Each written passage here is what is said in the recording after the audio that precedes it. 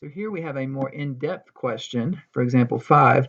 When is the blue car traveling, I should say faster? When is it traveling faster than the red car?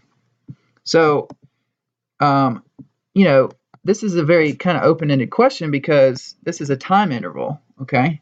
It's not like one particular time it's faster and others it's not. No, there's going to be time intervals where the blue car is faster than the red car. How can we figure that out? Well, let's take a look. First of all, when you're talking about faster, you need to take the derivative like before. So we've already done this with the previous examples. There's the derivative of the blue car, t. So at any particular time, that's how fast it's going. 5 seconds is going 5 feet per second, so on and so forth. There's your red car's derivative right there. So let's read this together for step 3, comparing the rates. The blue car is traveling faster than the red car when its derivative is bigger. So you're going to take the derivative of the blue car and set it greater than the derivative of the red car.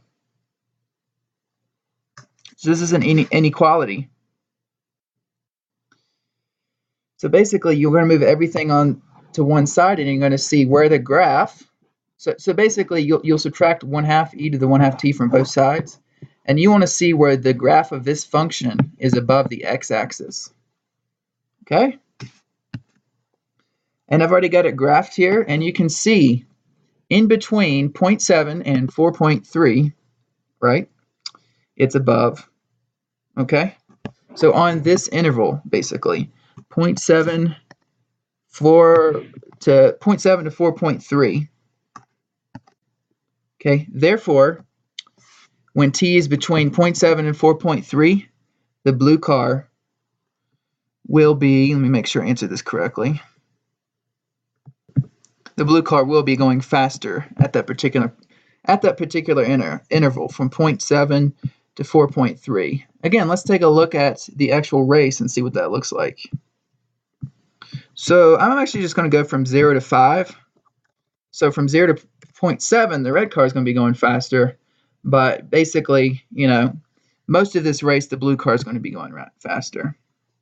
It's kind of crazy because it's like we said before, the blue car is a quadratic, the red car is exponential. But if you know anything about exponentials, they start to take off after a certain particular point in time. So that's it for this example. If you have any other questions about this, let me know. Feel free to play around with this, run some different races, and see what your results are.